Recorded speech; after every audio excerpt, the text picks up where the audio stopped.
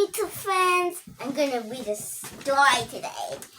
The Story Tree, Tales to Read Out Loud. So, I'm gonna read one of my favorites. The Magic Porridge Pot. Once upon a time, there lived a little girl and her mother. Once upon a time, there lived a little girl and her mother, and they were hungry. The cupboards were empty, the shelves were empty, and their bellies were empty. So the little girl took an empty basket, and she walked out of the house and out of the village to see what she could find. She walked for a very long time, and she walked for a very long time, until she saw a tangle of bramble bushes covered with fat blackberries. These are what we need. She picked and she picked until the bushes were bare and the basket was full. Then she turned on her heel and she set off for home. She walked for a very long time and she walked for a very long time. But just as she was drawing close to home, she met an old woman. Thin as a scarecrow, that old woman was, dressed in rags and tatters. Her face was as wrinkled as an old winter's apple. She looked at the little girl and she smiled, a toothless smile. Those are so lovely fat bramble blackberries you have in your basket, my child.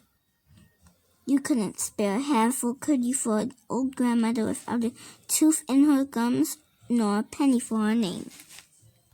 The little girl looked at the poor old woman, and she forgot how hungry she was. Of course I can, she said. You could eat as many as you like. She held up the basket, and the old woman dipped her shaking hand into the blackberries and scooped them into her mouth. Those are some good blackberries, and you are a good girl with a kind and tender heart. And because you've been good to me, I'll be good to you.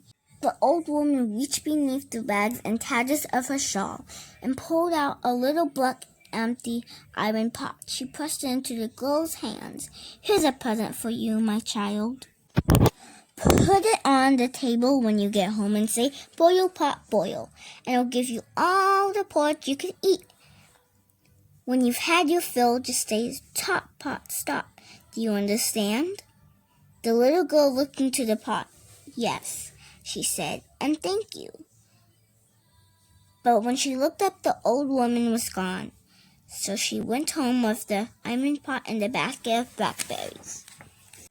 Her mother was very pleased to see her, and even more pleased when the little girl put the iron pot into the table and said, boil, pot, boil. Straight away it was bubbling over with porridge.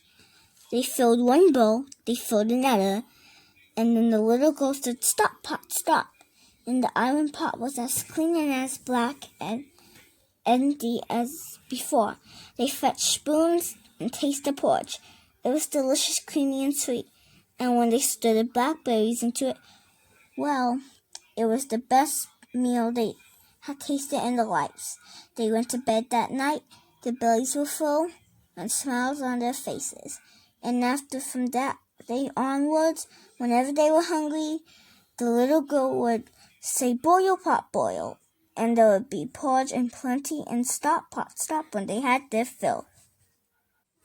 All was well and good until one day when the little girl's mother said, do you remember that time when we had our blackberries with our porridge? Do you remember how good it tasted? And the little girl said, yes, I remember. If you like, I'll go pick some more. She took the empty basket and she walked out of the house and out of the village. She walked out for a long time, and she walked for a very long time until she came to the tangle of brambles with the new crop of flat blackberries, and she began to pick. But while she was away with her mother sitting at home looking at the little black iron pot on the table, and the more she looked at it, the hungrier she felt. I'll just have one little bowlful, she thought, just to pass the time. She fetched her bowl and she turned to the pot. Boil, pot, boil. Straight away the pot was bubbling over steaming porridge.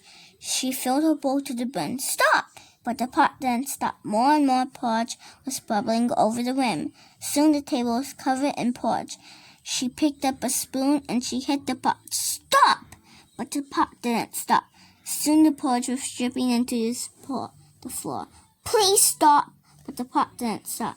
The floor was covered. The steaming porch was flowing out of the door. She climbed into a chair. Please, please stop! But the pot didn't stop. Soon the whole village was covered with porch. People were climbing onto the tables. They were climbing upstairs. Please, please, please stop! But the pot didn't stop.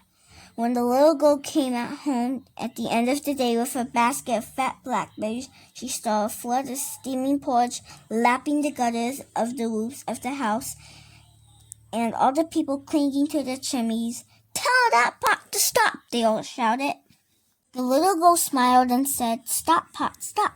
And straight away the pot stopped and floated onto the flood as clean and black as empty before.